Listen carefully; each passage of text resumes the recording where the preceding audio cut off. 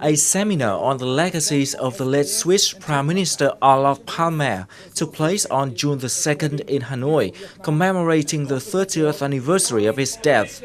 The event drew the participation of many Vietnamese diplomats and scholars. Mrs. Camilla Melander, Swedish ambassador to Vietnam, and Mr. Pierre Schori, special representative of the Swedish Prime Minister. The participants revealed the tremendous contribution of the late Prime Minister Olof Palme to the long-standing friendship and solidarity between the two countries. During Mr. Palme's term in office, Sweden became the first Western European country to set up diplomatic relations with Vietnam in 1969. Also, with Mr. Palme's dedication, Sweden has become one of the largest donors of ODA grants for Vietnam, with more than $3 billion. Mr. Palme is well known as a great friend of Vietnam, who enthusiastically led many efforts of Sweden to help foster peace and recovery in the war-torn Asian country. Người Việt Nam chúng tôi có một cái câu là một miếng khi đói bằng một gói khi no. Thì viện trợ của nhân dân Thụy Điển dành cho đất nước chúng tôi thật sự là vô giá, vì nó rơi đúng vào những năm tháng khó khăn nhất khi cuộc kháng chiến ở vào thời điểm hết sức cam go và những cái rất khó khăn của Việt Nam sau khi mà Hiệp định Paris năm 1973 được ký kết. Tiếp sau đó là những năm tháng Việt Nam bị bao vây cô lập. Soon after the establishment of diplomatic ties, Sweden supported many humanitarian and infrastructure projects in Vietnam with Mr. Palme's efforts. Some of the projects still play an important part in the socio-economic development of Vietnam, such as Vietnam National Hospital of Pediatrics, Vietnam-Sweden Hospital, which is the largest general health facility in Quảng Ninh province, and Bai Bang Paper Mill, one of the largest and most successful plants of its kind in Vietnam. In addition to tangible assistance, Sweden has also provided Vietnam with intangible support, especially as the Asian country started its comprehensive reform 3 decades ago. Sau công cuộc đổi mới thì Thụy Điển đã là cái nước duy nhất là có dự án giúp đỡ chúng ta. Thụy Điển đã có là trình bày với chúng ta các nguyên tắc của kinh tế thị trường, tự do kinh doanh và trình bày với chúng ta là các cái lợi thế của nó là như thế nào, rồi cho chúng ta xem các cái doanh nghiệp vừa và nhỏ của Thụy Điển hoạt động ra làm sao, nhà nước quản lý cái gì và không quản lý cái gì, và đấy chính là cái mô hình mà sau đó chúng ta đã thực hiện, đặc biệt tức là vai trò của nhà nước và xây dựng một cái nhà nước gọn nhẹ, có hiệu lực và không tham nhũng, và đấy là một cái tấm gương rất lớn của Thụy Điển đối với Việt Nam. After the seminar, Mr. Pierre Schori, special representative of the Swedish Prime Minister, witnessed the inauguration of Olof Palme's statue and a playroom for children in Vietnam National Hospital of Pediatrics. Officials of the two countries have vowed to further strengthen the long-standing partnership with new cooperation areas in the 21st century.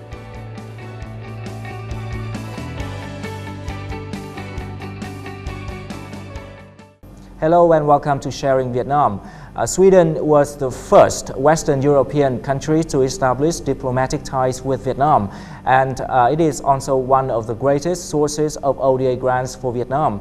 In our program today, we will review the very special cooperation and support efforts of Sweden in Vietnam with the participation of Mr. Pierre Schori, the special representative of the Swedish Prime Minister, and he was also a foreign affairs advisor of former Swedish Prime Minister Olof Palme, who is well known for laying the foundation for the long-lasting solidarity and friendship between the two countries. So hello, Mr. Schori, thank you very much for joining us today. During former Swedish Prime Minister Olof Palme's term in office, Sweden became the first Western European country to set up diplomatic ties with Vietnam. So could you give us more information on the role of Mr. Palme in this special event? Well, we had an advantage. We were not members of a military alliance directed by the United States, the NATO. And we are not today either, which is also a great advantage if you want to be an independent voice and actor in international policies. And so we had this unique position.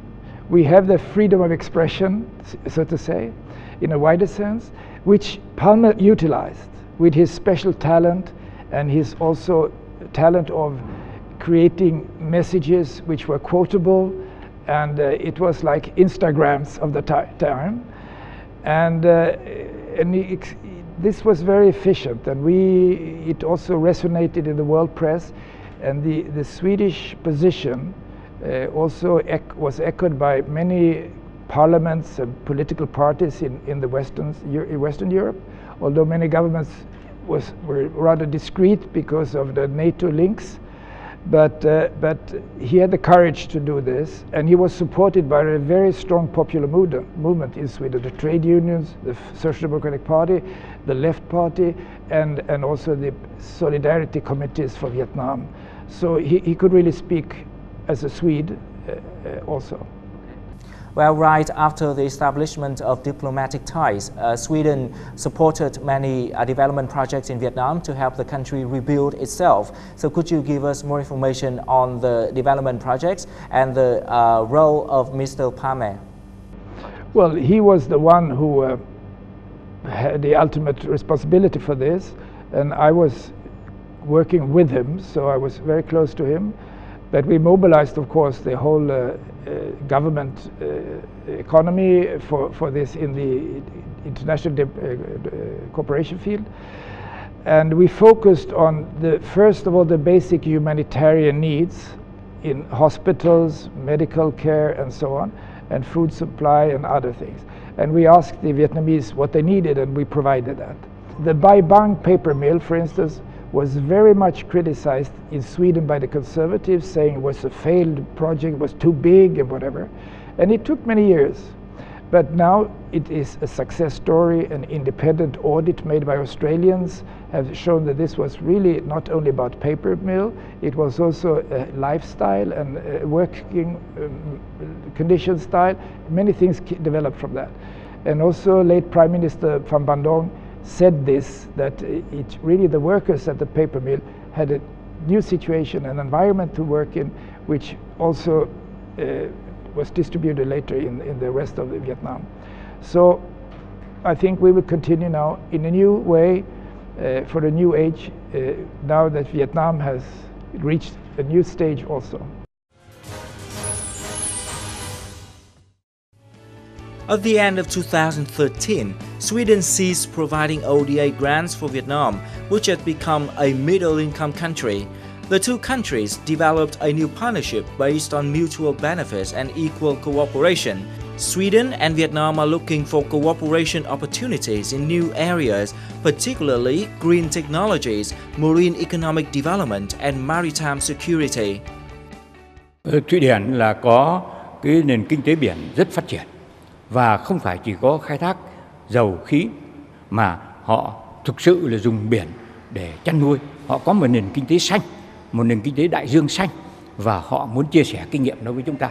Họ cũng muốn chia sẻ kinh nghiệm về là bảo vệ chủ quyền, về an ninh hàng hải với lại chúng ta. Và Thụy Điển cũng muốn chia sẻ kinh nghiệm về môi trường. Thì cũng giống như Thụy Điển, Việt Nam là một cái nước bên bờ đại dương. Đại dương còn rộng hơn của cả Thụy Điển nữa. Thì chúng tôi rất mong đợi cái sự hợp tác, cái sự giúp đỡ của Thụy Điển trong cái lĩnh vực mới mẻ này. Around 60 Swedish companies are well established in Vietnam, including major enterprises such as ABB, Electrolux, Ericsson, and IKEA. The Swedish embassy in Hanoi said a new surge of interest from Swedish companies is happening in Vietnam, from big multinational to small and medium-sized enterprises. The European Union and Vietnam Free Trade Agreement is scheduled to take effect in 2018 and is expected to open up further trade and investment opportunities between Sweden and Vietnam.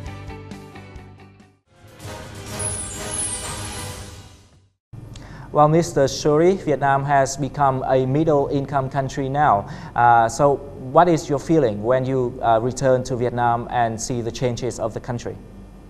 I came here in 1970 the first time, and I stay now in the same room as the first Swedish ambassador had in Hotel Metropole, Tonat at the time, and I can see the difference in the streets. I was out walking last night, the day of the International Day for the Children, and I saw all parents and families with small kids out at 10 o'clock in the evening. It was fantastic, the life and the change from the 1970s when I was here the first time, and also the 1990s when I was here, is enormous. It shows the transition of Vietnam from a poor country to a middle-income country, and it was very impressive, and I was so happy to see this.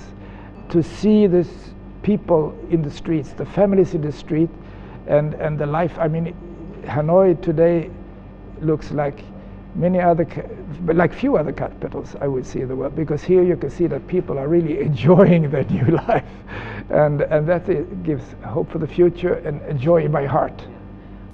And in your speech today, you mentioned the blue economy and the marine economy, which are considered highly potential future cooperation areas between the two nations. So could you give us more information on that directions? The oceans can provide so many things for our future, but it's very fragile. We need to take good care of our oceans. And it is the blue economy is a very wide aspect, including marine security in a wider sense. We need security for the fish, for instance, and for the fishermen, and for our borders. And we need international law to be respected. So that's part of it. But we also need to clean up the oceans for pollution and waste and how it's treated. We have to fight the illegal fishery, establish norms, fight piracy, and we also trafficking drugs and human beings or whatever, and to provide also what we can do in our bilateral relationship, provide the blue economy with innovation technologies, desalination, but also how to exploit in a humane and productive way the oceans. And an example of this is that next year in Fiji, there will be a world conference, a UN conference on the future of the oceans and the seas. And Fiji and Sweden will co-host it, and it shows our engagement. And we have a maritime security strategy which we want to share with Vietnam, because we both have long coastal borders, and I think here's a new area of development cooperation for the future, based on our all links of solidarity and friendship. Personally, what is your own plan to further contribute to the long-standing friendship between the two countries in the years to come? I will personally, when I come back home, I will write down all my impressions, that are many. I haven't, I have still more to come. Tonight I'm going to a Vietnamese martial arts club, because I love martial arts, so I want to suck in that too. But I would like to present to the Swedish public my impressions, and I will conclude them when I come back. But the focus of that should be how we continue, how solidarity from the 1970s and from the war has developed into now partnership for the future. I will work very hard on this. I will inform my Prime Minister and the Swedish public about my impressions, and I'm overwhelmed, and I'm so happy. Well, Mr. Shori, thank you so much for joining us today and giving us meaningful insights into the cooperation between the two countries. Well, that's all for our Sharing Vietnam today. Hopefully, the long-standing relations between Sweden and Vietnam will see further fruitful achievements in the future with new areas for cooperation. Thank you very much for watching, and see you again next time.